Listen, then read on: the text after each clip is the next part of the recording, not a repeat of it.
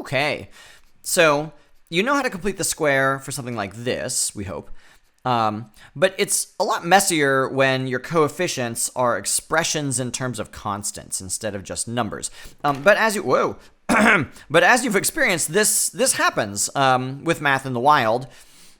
And when you get to calculus next year, being able to simplify expressions like this might be the difference between being able to apply a calculus technique and not.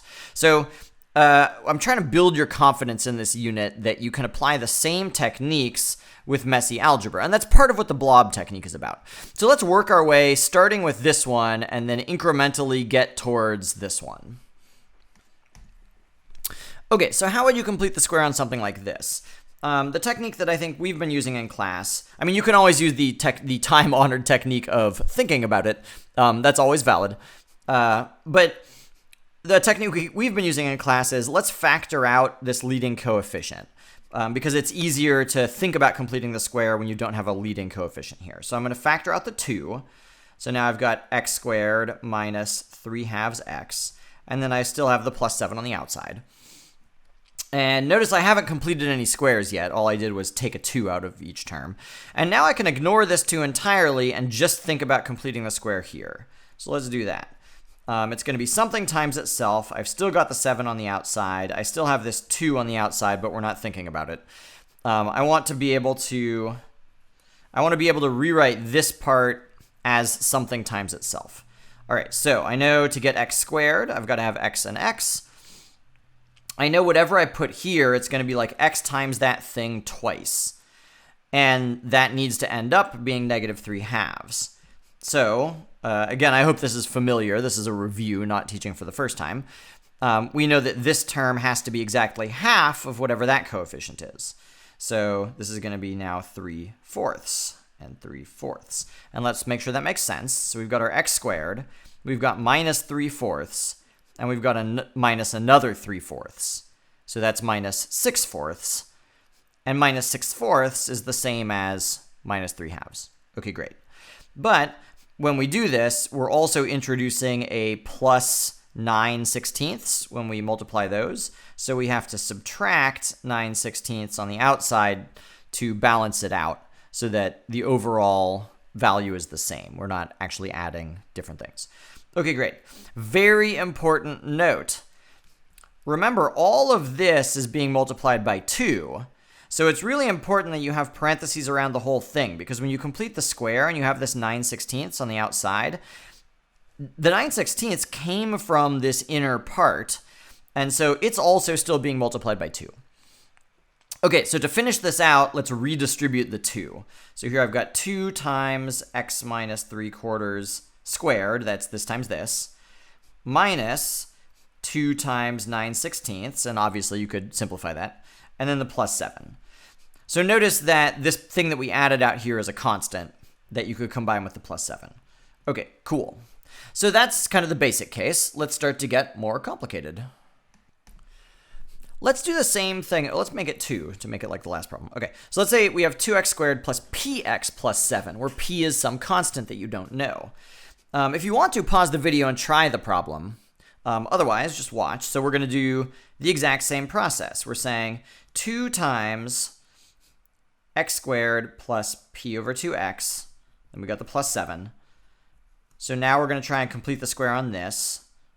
So I know that this term has to be x. I know this term has to be, this term has to be half of that coefficient. So this is now p over 4. This is a p. This is going to introduce an extra p squared over 16. So that means I have to subtract p squared over 16. I still have the plus 7. And now you can distribute the 2 back in. So I've got 2x plus p fourths squared minus, when I multiply by the 2, I'm going to divide that by the 16. So it's going to be p squared over 8 plus 7. And remember, p is just a number. So that means all of this over here is a constant. All of that is a number. All right. Let's go back. Let's try and make it even one click more complicated. What if instead of p is something truly horrendous? What if we've got, well, I don't know. It's truly horrendous is, of course, a relative idea. So let's say q minus r squared divided by root p plus root r. Okay, so let's not call it p. Let's call it. Okay, so I've got like a very complicated expression now. So I've got 2x squared plus times x. So this is where you should be thinking, aha, blob technique. So I'm going to define a new variable called what? So let's call it capital A. So capital A is going to be all of this. Okay, done. Wait, hold on, not yet. There we go, done. So now that we've defined all of this stuff over here, if this is the thing I'm trying to complete the square on, this looks much nicer. This is a lot easier to do. So let's give that a try. So down here, I'll do the same thing. I mean, this is like identical to the last problem, right? So I'll factor out the 2. So I've got 2 times x squared plus a over 2x. And then I've got a plus 7. This is over here off to the side. Now I'm going to complete the square in here. So that gives me x plus a over 4 squared. And then I'm introducing an extra a squared over 16, so I'll subtract an a squared over 16. Still got the plus 7. Now we'll distribute the 2 back in, multiply the 2 back in. So now I've got 2 times x plus a over 4 quantity squared plus 7 minus a squared over 8. What did I do here? I just reversed the order of these two things. So 7 is here. This subtracted term is there, but it's not divided by 16 because I multiplied a 2 in to cancel. Okay, so again, A is defined as this, but if P, Q, R are numbers, then all of this crazy thing is just a number, so A is just a number. So 7 minus a number squared over 8, also just a number. So all of this is a constant. And we've completed the square, except depending on your purposes, sometimes you want to keep the A as an A because it's going to help you see the structure of the equation more clearly. Sometimes you'd want to substitute back in for what A actually equals. So let's do one last step to see what that looks like. So A divided by 4 would now be what? So P q minus r squared divided by 4 times root q plus root r. Okay, cool. 7 minus, and now we're squaring this thing. So I guess we'll have p squared q minus r to the 4th because I squared each term here. And then the denominator is squared also, and it's root q plus root r. And then don't forget that we're dividing by 8, so I'll put the 8 down there. Okay, so this is now the final completing of the square. And this looks really messy, and this might have been very hard to think about if we hadn't have replaced the original thing with A. Because like imagine writing all this crazy mess at every single intermediate step. That would be quite difficult. All right, let's do another one. So here I've got crazy thing times x squared plus crazy thing times x plus 7.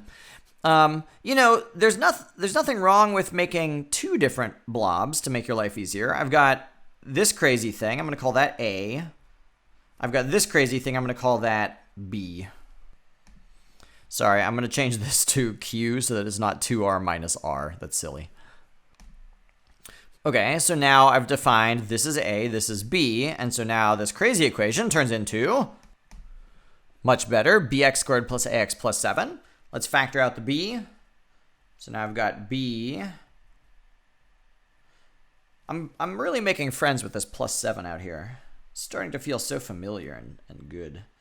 Okay, so x squared plus a over b x.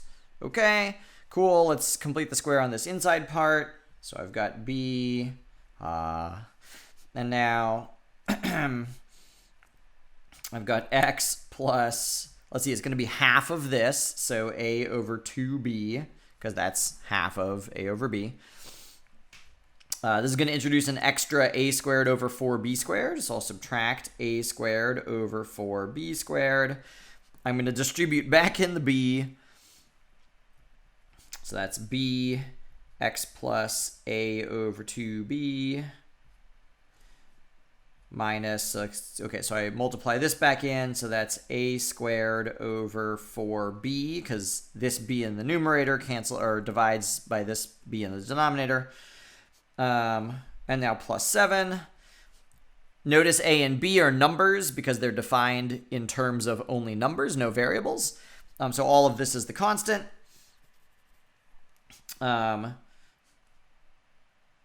And like, actually that's, so like we're done now if we wanted to be. Or we could substitute everything back in. Let's kind of scoot down a little bit. Okay, well, I kind of ran out of space on my whiteboard, but here I substituted b in right here. So all of this is b. A divided by 2b is the same thing as a times, like when you... all right, so if this is a, and I'm dividing it by 2b, so that's like this times the reciprocal of that. Does that make sense? And so that's kind of what I've got here. And then I'm squaring it, and then I ran out of space to do my a squared over this stuff. But here's my point. My point is, you know, a week ago, if I showed you this and I said complete the square, and the answer was that, you know, you would run screaming from the room. But the point is, once you make it a and b, if I gave you this and I just said complete the square, bx squared plus x plus 7, like this middle part, not so bad.